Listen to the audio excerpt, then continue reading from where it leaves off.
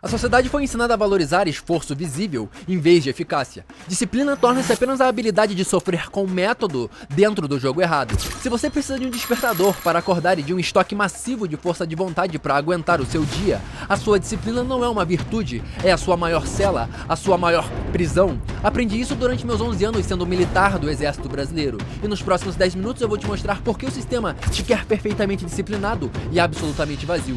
Nos próximos 11 minutos eu vou te mostrar por que o sistema te quer perfeitamente disciplinado e absolutamente vazio. E nos próximos 12 minutos eu vou te mostrar por que o sistema te quer perfeitamente disciplinado e absolutamente vazio. E nos próximos 13 minutos eu vou te mostrar por que o sistema te quer perfeitamente disciplinado e absolutamente vazio. E nos próximos 17 minutos eu vou te mostrar por que o sistema te quer perfeitamente disciplinado e absolutamente vazio. A ideia aqui é destruir o que você chama de disciplina. A ideia aqui é destruir o que você chama de disciplina. A ideia é destruir o que você chama de disciplina. A ideia é destruir o que você chama de disciplina.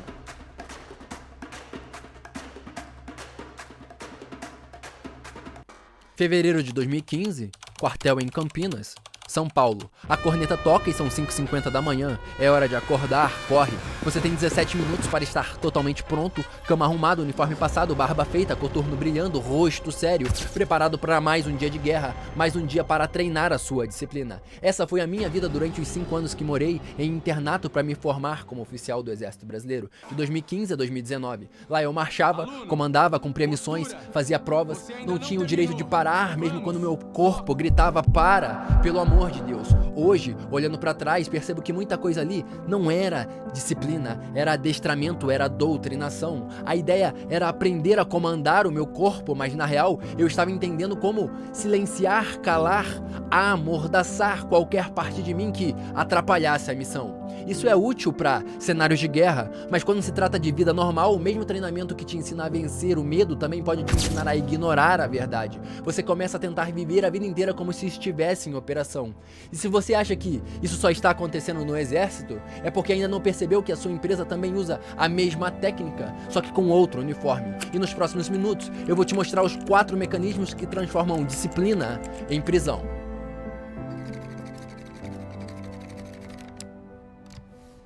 O primeiro mecanismo é a disciplina de berço. Para compreendê-lo, imagine agora que você está entrando em uma máquina do tempo. Seu destino será o ano de 1806, o local será a Prússia, que hoje é conhecida como Alemanha, e nessa época o cheiro de sangue inunda o ar. Visualize que você é um general, comandante, em meio às suas tropas após uma terrível derrota frente ao exército de Napoleão. E nesse cenário de guerra, você precisa encontrar uma solução para que um vexame como esse nunca mais aconteça. Então, você obtém o seguinte insight: que tal criar uma fábrica de soldados perfeitos, daqueles que se atiram frente a uma granada detonando com um simples sinal de apito? Como conseguir soldados tão prontos, tão perfeitos, tão prontos para morrer através das escolas públicas? Você divide o seu plano em 5 pilares. Quais? Primeiro, a partir de agora, o currículo das escolas será centralizado e rígido, visando eliminar o pensamento independente e incutir a conformidade.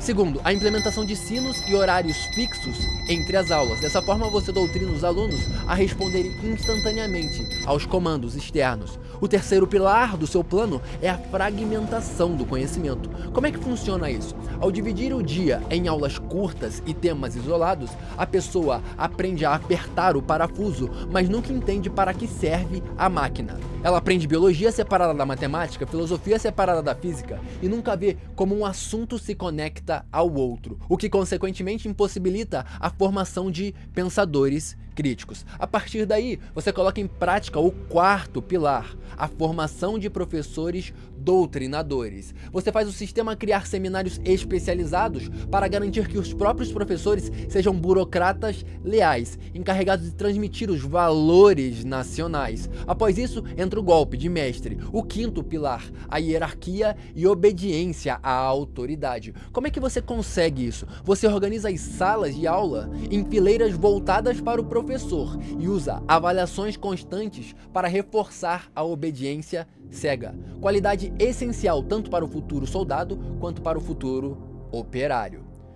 Acredite ou não, conforme pesquisadores e estudiosos apontam, o sistema de educação implantado em 1806 se tornou o modelo perfeito de educação. The Prussian model was not just an idea, it was a social engineering project. A obediência se tornou regra desde os primeiros anos de vida. Their solution was radical, but also rather simple. Create a system of schooling that would drill obedience into the population from the time they were children.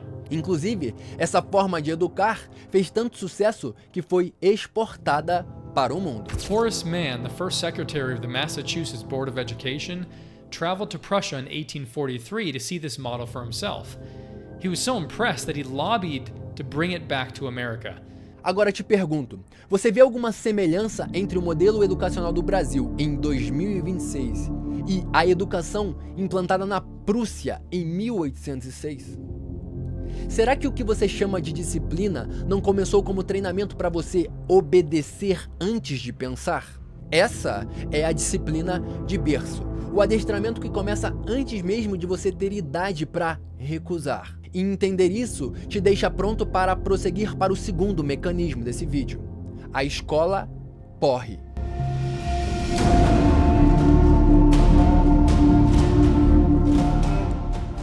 School teaches you to hate school, and therefore teaches you how to hate learning. Esse homem é o professor Jung Tracking. Ele é formado em Yale, lá nos Estados Unidos, uma das 10 melhores faculdades do mundo, e tem décadas de experiência como professor em sala de aula. Ele é uma das maiores autoridades mundiais em neurodesenvolvimento, especializado em decodificar como o modelo escolar tradicional sabota o nosso potencial cognitivo e cria uma espécie de disciplina errada. De acordo com ele, a escola foi desenhada para fazer você odiar o processo de estudar. But most schools are failing in their mission. School sucks. Escola porre. Essa é a definição que o Jung usa. E nesse momento, você concorda e pensa, realmente, a minha escola ela foi um porre, mas pelo menos me ensinou disciplina para trabalhar. E é exatamente essa a armadilha. A disciplina que você aprendeu na escola não é disciplina, é outra coisa.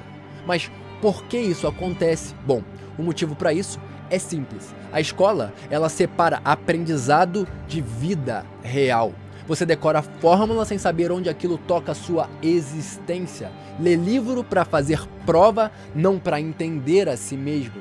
Estuda história, decora nome de guerras e de ditadores como eventos mortos e distantes de você, não como um padrão vivo, se repetindo hoje no seu trabalho, na política, na sua casa, em tudo. E com o tempo, aprender deixa de parecer descoberta, deixa de ser diversão e vira punição com chamada, com prova, com nota e sinal tocando atrás. Mas isso é só o começo do projeto. Vamos voltar agora à máquina do tempo. Mas dessa vez você não será o general, você será um dono de fábrica em 1850, quando o sistema prussiano de educação está sendo exportado para o mundo todo.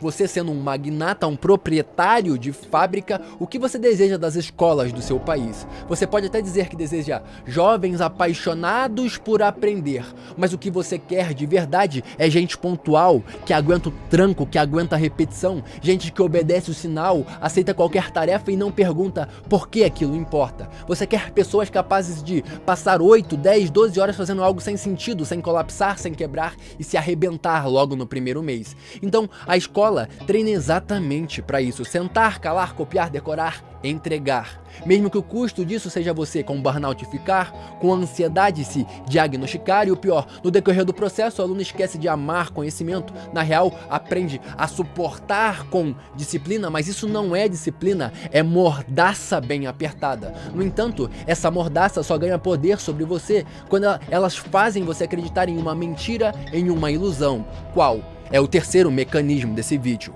o mito da meritocracia.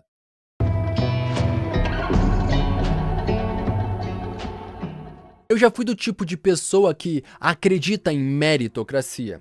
Hoje sei que ela é uma espécie de ilusão. Por quê? Porque o sistema ele chama de mérito, de disciplina, a vitória de quem largou em vantagem e chama de fracasso a exaustão de quem correu com peso nas costas. Na escola isso começa cedo. Todo mundo faz a mesma prova, mas ninguém pergunta quem dormiu com fome, quem tinha pai estudando em casa ou quem precisava pegar ônibus antes do sol nascer para conseguir estudar.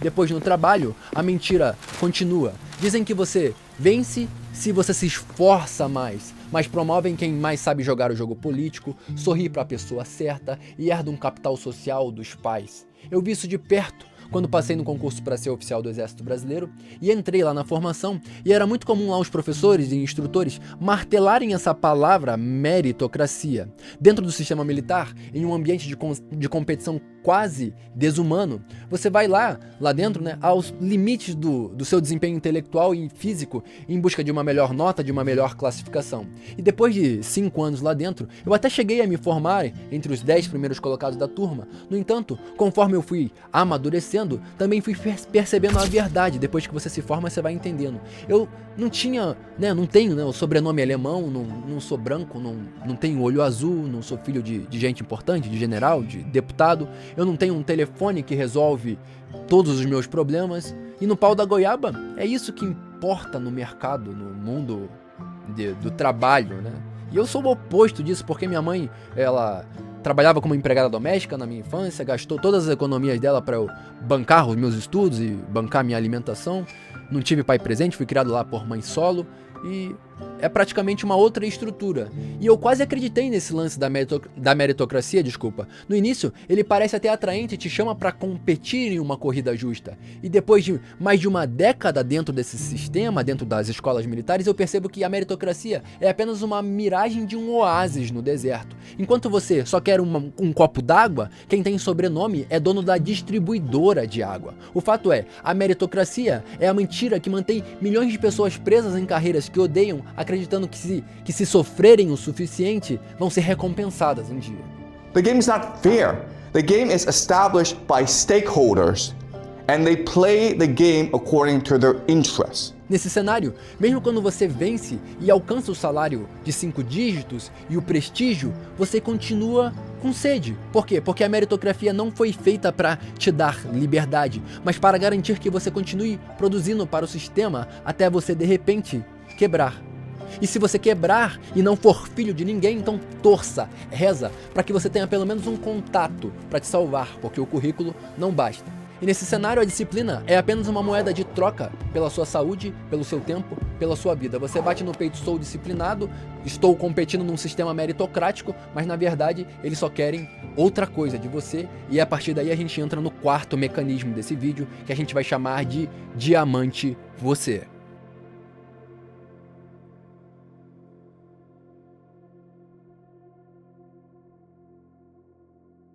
Because the real value is not money. The real value is the work we do.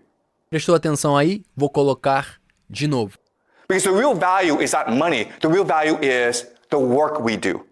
Para o sistema funcionar, ele precisa que você acredite que o valor está no cargo, na instituição, na empresa, no seu saldo bancário, mas a verdade é o oposto. O verdadeiro valor não é o dinheiro, não é a empresa, o verdadeiro valor é o trabalho que você faz. É o seu foco, a sua energia, a sua consciência. Por isso que você é o recurso raro. Você é o diamante. Porque pense, um diamante ele não nasce do dia para a noite. Ele nasce sob uma pressão extrema ao longo de eras. Você levou décadas para desenvolver a sua capacidade de decisão, a sua liderança, a sua história, as suas habilidades, o seu repertório único. O sistema sabe que você é o ativo mais caro da mesa e por isso que ele dedica recursos absurdos para te capturar, para te fazer disciplinado e obediente. Como é que ele faz isso? Doutrinando a sua consciência, roubando sua atenção, a sua imaginação. A gente falou sobre o sistema educacional anteriormente nesse vídeo. Isso acontece, hoje você percebe que você está doutrinado quando você acorda, já pegando o celular, pensando se o chefe mandou mensagem ou não, ou quando você gasta a sua melhor energia em uma reunião inútil, em uma urgência fabricada por um chefe babaca. Isso também ocorre quando você chega em casa tão exausto que só sobra o sofá e um delivery no iFood para você não se afogar em mágoas. E isso vai corroendo a sua atenção. Por quê? Porque a sua atenção deixa de servir ao seu propósito e serve à manutenção do sistema. Porque se o diamante é você, o sistema precisa te manter disciplinado o bastante para produzir e cansado demais para questionar. Entende? O ser humano, ele não quebra por esforço, ele quebra por falta de sentido no esforço. 8 horas de sono não curam a exaustão de uma vida sem sentido. E nesse cenário que nós vivemos hoje, o problema nunca é falta de disciplina, isso é simplório demais. O problema é a gente usar a disciplina para sustentar uma vida que já não nos representa mais. Porque disciplina sem consciência, sem propósito, ela vira obediência, se torna apenas uma capacidade de sofrer bonito enquanto o sistema aplaude e chama de mérito, de meritocracia, o que na verdade é uma prisão. A disciplina, nesse cenário, torna-se apenas a habilidade de sofrer com método no jogo errado. Eu precisei de 11 anos dentro do exército brasileiro para entender isso. Eu precisei acordar lá com corneta, marchar no escuro, obedecer ordens sem sentido, sustentar uma imagem e chamar tudo isso de força até perceber que a maior força, a maior coragem não era continuar aguentando, era parar. Parar de confundir cansaço com virtude, parar de chamar de submissão de maturidade, né? Parar de usar disciplina para proteger uma vida que já não me representava mais. Por quê? Porque a disciplina verdadeira não te transforma em máquina, ela te devolve agência e governo e soberania sobre você mesmo. Ela não serve para você aguentar qualquer coisa. A disciplina serve para você construir aquilo que realmente importa para você, porque você é o recurso raro. Sonho não precisa ser bancado com sofrimento de segunda a sexta. Então, antes de se orgulhar da sua capacidade de suportar mais um dia, se pergunte: eu estou sendo disciplinado para construir minha vida ou apenas sendo treinado para obedecer melhor à vida que me deram? Entende? Bom, abaixo aqui eu deixo o link da minha newsletter, onde todo domingo às 7 da manhã eu te envio uma carta via e-mail para você falando sobre identidade, vocação e o tipo de trabalho que faz sentido. Costumo dizer que são as cartas de um ex-capitão do exército que cansou de fingir ser forte e disciplinado. Bom, meu nome é Guto Cidreira e essa é a minha visão de mundo.